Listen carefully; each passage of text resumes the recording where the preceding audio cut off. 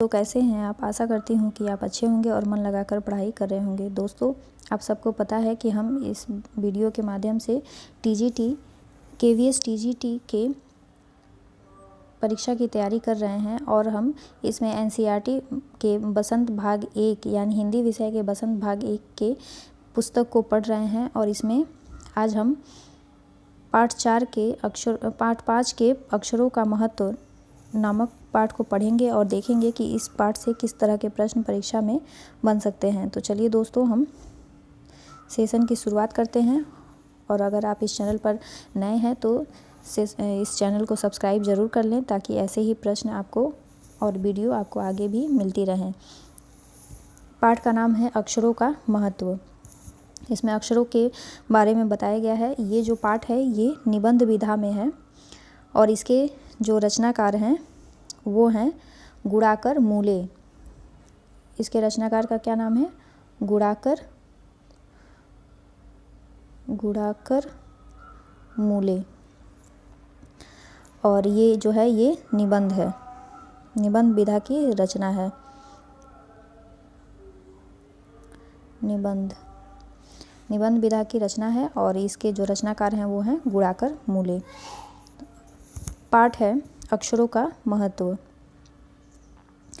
अंग्रेजी अक्षरों की कहानी। इसमें हम अक्षरों के बारे में जानेंगे। अक्षरों की कहानी। यह पुस्तक अक्षरों से बनी है। सारी पुस्तकें अक्षरों से बनी है। तरह तरह की पुस्तकें, तरह तरह के अक्षर। दुनिया में अब तक करोड़ों पुस्तकें छप चुकी हैं। हजारों पुस्तकें रोज़ छपती हैं। तरह तरह के अक्षरों में हजारों की तादाद में रोज़ ही समाचार पत्र छपते रहे हैं। इन सब के मूल में है अक्षर। हम कल्पना भी नहीं कर सकते कि यदि आदमी अक्षरों को न जानता तो आज इस दुनिया का क्या हाल होता। कोई कह सकता है कि हम अक्षरों को अनादिकाल से जानते हैं। अक्षरों का ज्ञान हमें किसी ईश्वर से मिला है। आगे है, पुराने ज़माने के लोग सचमुच ही सोचते थे कि अक्षरों की खोज ईश्वर ने की है, पर आज हम जानते हैं कि अक्षरों की खोज किसी ईश्वर ने नहीं बल्कि स्वयं आदमी ने की है। अब तो हम यह भी जानते हैं कि किन अक्षरों की खोज किस देश के किस समय हुई है। हमारी यह धरती लगभग 5 अरब साल पुरानी है। 2-3 अरब साल तक इस धरती पर किसी प्रकार के जीव जंतु नहीं थे। फिर करोड़ों साल तक केवल जानवरों और वनस्पतियों का ही इस पृथ्वी पर राज्य रहा। आदमी ने इस धरती पर कोई 5 लाख साल पहले जन्म लिया। धीरे धीरे उसका विकास हुआ। कोई 10,000 साल पहले आदमी ने गांवों को बसाना शुरू किया। वह खेती करने लगा। वह पत्थरों के औजारों का इस्तेमाल करता था। फिर उसने तांबे और कांसे के भी औजार बनाए। प्रागैतिहासिक मानव ने सबसे पहले चित्रों के जरिए अपने भाव व्यक्त किए, जैसे पशुओं, पक्षियों, आदमियों आदि के चित्र। इन चित्र संकेतों से बाद में भाव संकेत अस्तित्व में आए, जैसे एक छोटे वृत्त के चहुं ओर किरणों की द्योतक रेखाएं खींचने पर वह सूर्य का चित्र बन जाता था। बाद में यही चित्र ताप या धूप का द्योतक बन गया। इसी तरह अनेक भाव संकेत अस्तित्व में आए। तब जाकर काफ़ी बाद में आदमी ने अक्षरों की खोज की। अक्षरों की खोज के सिलसिले को शुरू हुए मुश्किल से 6,000 साल हुए हैं, लेकिन 6,000 साल अक्षरों की खोज के साथ एक नए युग की शुरुआत हुई। आदमी अपने विचारों और अपने हिसाब किताब को लिख कर रखने लगा। तब से मानव को सभ्य कहा जाने लगा। आदमी ने जब से लिखना शुरू किया तब से इतिहास आरंभ हुआ। किसी भी कौम या देश का इतिहास तब से शुरू होता है जब से आदमी के लिखे हुए लेख मिलने लग जाते हैं। इसी प्रकार इतिहास को शुरू हुए मुश्किल से 6,000 साल हुए हैं। उसके पहले के काल को प्रागैतिहासिक काल यानी इतिहास के पहले काल का नाम है प्रागैतिहासिक काल। अतः हम देखते हैं कि यदि आदमी अक्षरों की खोज नहीं करता तो आज हम इतिहास को न जान पाते, हम यह न जान पाते कि पिछले कुछ हजार सालों में आदमी किस प्रकार रहता था, क्या क्या सोचता था और कौन कौन राजा हुआ इत्यादि। अक्षरों की खोज मनुष्य की सबसे बड़ी खोज है। अक्षरों की खोज करने के बाद ही मनुष्य अपने विचारों को लिख कर रखने लगा। इस प्रकार एक पीढ़ी के ज्ञान का इस्तेमाल दूसरे पीढ़ी करने लगी। अक्षरों की खोज करने के बाद पिछले 6000 सालों में मानव जाति का तेजी से विकास हुआ। यह महत्व है अक्षरों और उससे बनी हुई लिपियों का। अतः हम सबको अक्षरों की कहानी मालूम होनी चाहिए। आज जिन अक्षरों को हम पढ़ते या लिखते हैं वे कब बनाए गए, कहाँ बने और किसने बनाए, यह जानना ज़रूरी भी है।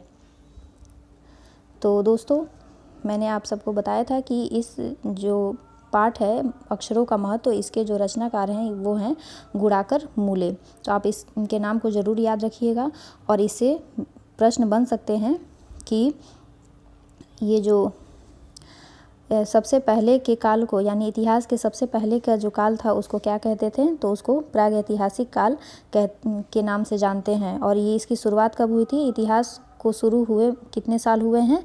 6000 साल हुए हैं। इस तरह के प्रश्न आ सकते हैं। फिर है अक्षरों की खोज के साथ नए युग की शुरुआत हुई थी। तो अक्षरों की खोज के साथ किसकी शुरुआत हुई थी? नए युग की।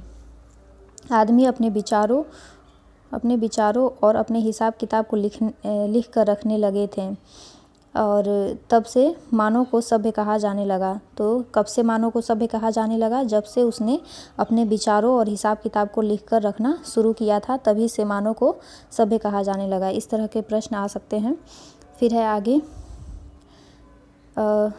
मनुष्य, पुराने ज़माने के लोग क्या सोचते थे कि अक्षरों की खोज किसने की है? ईश्वर ने की है। तो पुराने ज़माने के लोग यही जानते थे कि जो अक्षरों की खोज है वो ईश्वर के द्वारा की गई है।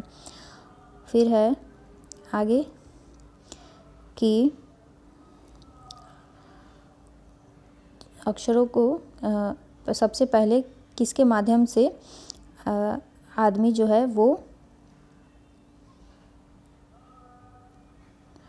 चलिए दोस्तों, अब इससे और भी प्रश्न मैं लेकर आऊँगी जो परीक्षा में आ सकते हैं। तब तक आप सब इस तरह के ही प्रश्न बनाकर आप पढ़ सकते हैं। जैसे वह सूर्य का चित्र बन जाता था। जैसे आदमी जो है वो अपने भावों को प्रकट करने के लिए किसका प्रयोग करता था? तो प्रागैतिहासिक मानव जो है सबसे पहले चित्रों के जरिए अपने भावों को प्रकट करता था। तो प्रागैतिहासिक मानव किसके द्वारा अपने भावों को प्रकट करता था? चित्रों के द्वारा। आप इसे ज़रूर याद रखिएगा। तो इस तरह के ही प्रश्न आ सकते हैं। धूप चित्र जो है वो ताप या धूप का द्योतक बन गया था। तो इस तरह परीक्षा में इससे प्रश्न बन सकते हैं। फिर इसमें अभ्यास प्रश्न में है, पाठ में ऐसा क्यों कहा गया है कि अक्षरों के साथ एक नए युग की शुरुआत हुई है? दूसरा है प्रश्न, अक्षरों की खोज का सिलसिला कब और कैसे शुरू हुआ? पाठ पढ़कर उत्तर लिखो। तीसरा है, अक्षरों के ज्ञान से पहले मनुष्य अपनी बात को दूर दराज के इलाकों तक पहुंचाने के लिए किन किन माध्यमों का सहारा लेता था?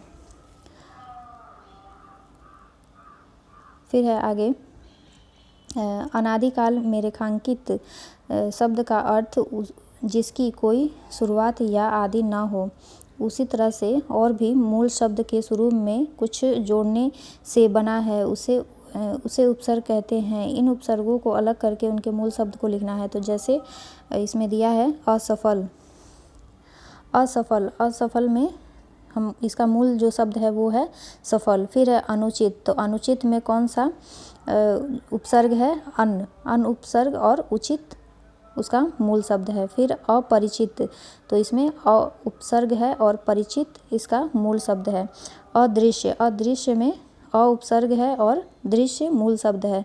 फिर अनावश्यक, तो अनावश्यक में अन जो है ये उपसर्ग है और आवश्यक जो है ये उसका मूल शब्द है। अनिच्छित, तो अन इसमें उपसर्ग है और इच्छित जो है वो मूल शब्द है। तो इस प्रकार के प्रश्न परीक्षा में आ सकते हैं। दोस्तों, मुझे उम्मीद है कि आपको ये सेशन अच्छा लगा होगा और आप इस चैनल को अधिक से अधिक लोगों तक शेयर ज़रूर करें ताकि सबको लाभ मिल सके और मुझे भी मोटिवेशन मिले। तब तक आप सबका धन्यवाद और आप इस चैनल को लाइक और सब्सक्राइब ज़रूर कर दें और अपने प्रश्नों को कमेंट बॉक्स में ज़रूर लिखें ताकि मैं उनके उत्तर दे सकूं। तब तक आप सबका धन्यवाद। आप सब ऐसे ही पढ़ाई करते रहें।